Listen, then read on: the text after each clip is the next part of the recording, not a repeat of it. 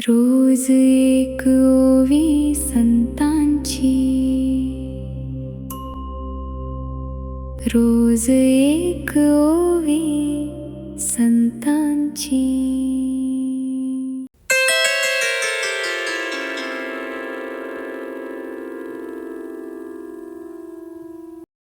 अवधान द्या हो श्रोते जन, सांगतो हित गुज कारण. कायमी पामर जाणे अर्थभेद, वदवी गोविंद तेची वदे. आपुलिया बळे नाही मी बोलत, सखा कृपावंत वाचा त्याची. नमस्कार. रोज एक ओवी संतांची ह्या माझ्या मालिकेमध्ये सगळ्यांचं मनपूर्वक स्वागत. आज 7वा भाग, अर्थात ओवी नाही आहे, हा अभंग आहे. आपण गेले 2 भाग पाहिले की संत तत्त्वज्ञ ज्ञानेश्वर माऊली श्रोत्यांना काय सांगतात. मग आपण काल पाहिलं समर्थ रामदास श्रोत्यांना काय सांगतात. आज आपण ऐकणार आहोत, बोलणार आहोत ते जगद्गुरू संत तुकारामांबद्दल. तुकारामांनी काय सांगितलेलं आहे यामध्ये जगद्गुरूंची एक ओवी आणि त्यांचा एक अभंग असं दोन्ही एकत्र घेऊन मी आपल्याशी संवाद साधणार आहे. दैनंदिन जीवनामध्ये कसं जगावं हे सगळे संत परत परत सांगत असतात. कित्येक वेळा वाटतं ह्यांनी सांगितलं आणि आपण शिकत नाही की काय, अशी परिस्थिती. आपण कोणत्या नजरेने संतांकडे बघतो याच्यावरती पण अवलंबून असतं. संत जगाकडे कोणत्या नजरेने बघतात त्याच्यावरही ते अवलंबून असतं. आणि म्हणून संत एकनाथांना जेव्हा गाढवाला पाणी पाण्यासाठी ते मागे धावत सुटले त्यावेळेला संत एकनाथांना तहान दिसली. तहान, मानवी देहामध्ये लागणारी तहान संत एकनाथांना कळली. आपल्याला तहान दिसत नाही, आपल्याला गाढवं दिसतं. जे मनात असतं ते आपल्याला दिसत राहतं. शेवटी आपण हे शिकून घेण्याचाच हा मुद्दा आहे. आणि म्हणून हा संवाद जो आहे श्रोत्यांबरोबरचा संवाद आहे.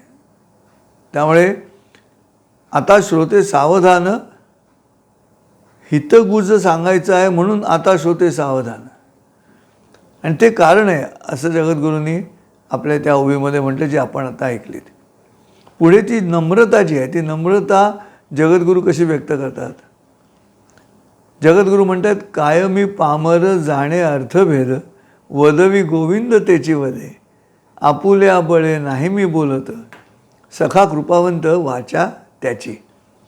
मला असं वाटतं की मानवी जीवनामध्ये अत्यंत आनंदाने जगण्यासाठी, चिंतामुक्त जगण्यासाठी, अलीकडच्या काळामध्ये स्ट्रेस फ्री असा जो शब्द आपण वापरतो तसं जगायचं असेल ना तर हा अभंग खूप महत्त्वाचा आहे.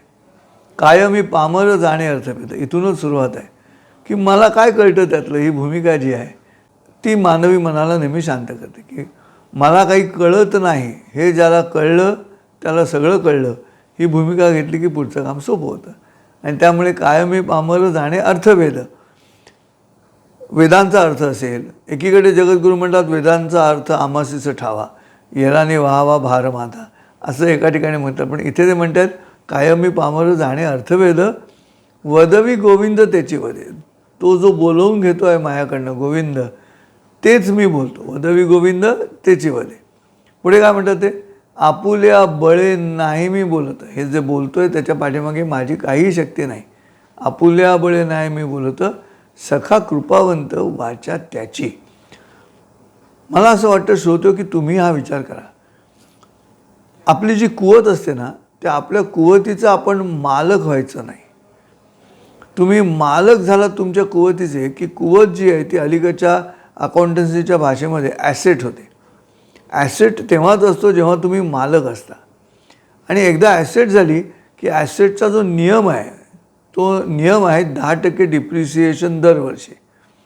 त्यामुळे एखादा नट आहे, उत्तम गायक आहे आणि तो जर स्वतःला मालकी हक्क दाखवायला लागला आपल्या गाण्याच्या कसबावरती तर 10 वर्षात त्याचं गाणं संपतं. याचं कारण 10% डिप्रिसिएशन होत राहतं आणि मग 100% डिप्रिसिएशन म्हणजे तो जून होत जातो. आणि जो एकदा कलावंत जून झाला की मग तो कृत्रिम वाटायला लागतो. प्रत्येक माणूस, मग तो इंजिनियर असेल, चार्टर्ड अकाउंटंट असेल, कोणी असेल, तुमची जी कुवत आहे त्या कुवतीला ॲसेट मानायचं नाही. जगद्गुरूंच्या या अभंगातून मला असं निरूपण करावं असं वाटतं की ॲसेट न मानता ट्रस्ट करायचा त्याचा. माझी जी कुवत आहे त्या कुवतीचा मी ट्रस्टी आहे.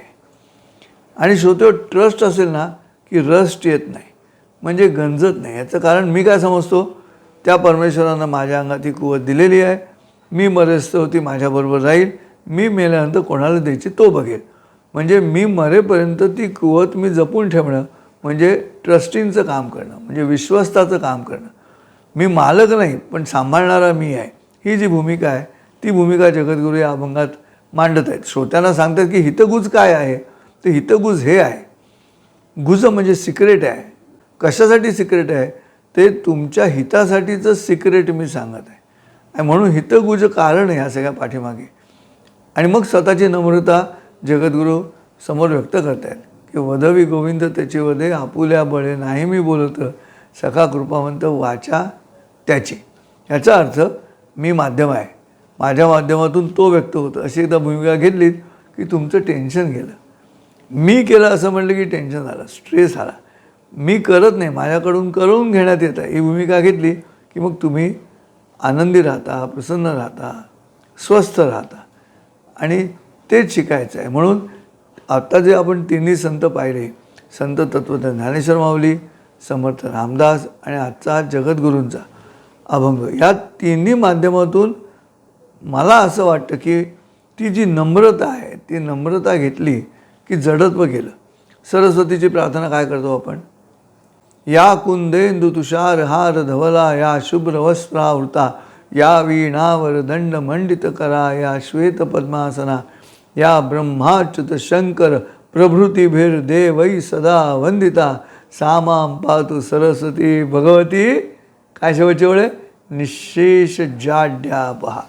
काय जाड्य आहे, कुठची गोष्ट साठली की जडत्व येतं, वाहती असली की सरस होतं, म्हणजे हलकं राहतं ते. निशेष जाड्या पहा.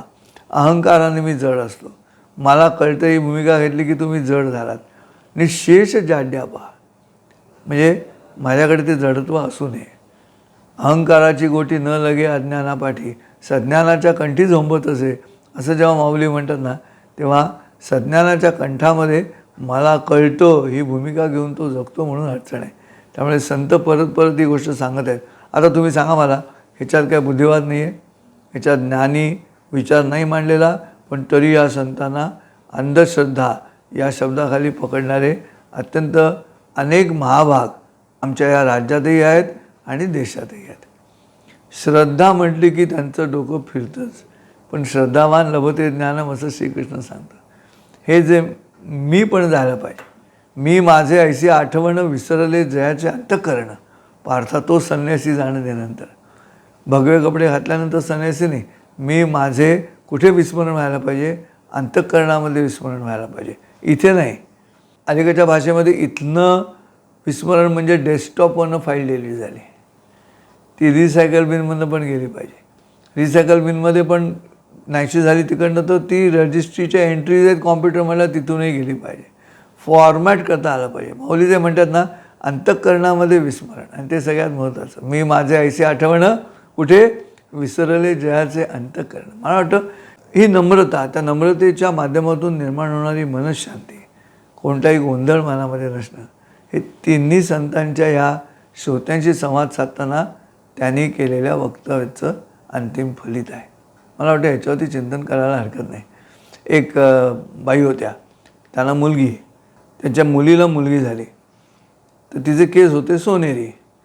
तर ती मुलगी आपल्या आईला म्हणाली, अगं आई, माझे केस काळे, माझ्या पतीचे केस काळे, मग माझ्या मुलीचे केस सोनेरी का झाले? तर त्याच्यावरती तिची आई म्हणाली, अगं तुझ्या बाबांचे केस सोनेरी आहेत ना, म्हणून तिचे सोनेरी झाले. आजोबांचे केस सोनेरी आहेत ना, म्हणून नातीचे झाले. असं आईने म्हटल्यानंतर ती मुलगी आईला म्हणाली, पण आई, तुम्ही तर मला दत्तक घेतलं आहे ना? आणि आई म्हणाली, अगो हो, मी नेहमी विसरते. मला असं वाटतं की ह्या कथेच्या शेवटी हे जे विसरणं आहे ना, ते स्वतःला विसरणं आहे. आणि ते ह्या श्रोत्यांशी संवाद साधताना संत तत्वज्ञ ज्ञानेश्वर माऊली, समर्थ रामदास आणि संत तत्वज्ञ जगद्गुरू तुकाराम महाराज या तिघांनी केलेलं आपल्याला आढळतं, नाही का? असो, पुन्हा तुमच्याशी मला संवाद साधायचा आहे. त्या उद्याच्या भागामध्ये कुठची ओवी आहे मला आत्ता ठाऊक नाही, पण आपण रोज एक ओवी संतांची ही मालिका मात्र चालू ठेवणार आहोत. कारण तुमच्या कॉमेंट्समध्ये जे उल्लेख केलेले आहेत की उपक्रम छान आहे, उपक्रम छान आहे, माझी हात जोडून विनंती आहे, उपक्रम छान आहे ना, मग प्रचार करा. प्रचार माझ्यासाठी नाही, प्रचार करायचा आहे तो आज मी म्हटल्याप्रमाणे आम्हाला जे गढूळ आहे त्याला स्वच्छ करायचं आहे. आणि त्याच्यासाठी गढूळ आम्हाला थांबवता येत नाही, म्हणून त्या गढूळ पाण्यामध्ये स्वच्छ पाण्याचा प्रवाह सतत टाकत राहिलो की आपोआप ते गढूळत्व नाहीसं होईल याचा मला विश्वास आहे. पुन्हा भेटू उद्याच्या रोज एक ओवी संतांची या मालिकेमध्ये. रामकृष्ण हरी. रोज एक ओवी संतांची, रोज एक ओवी संतांची.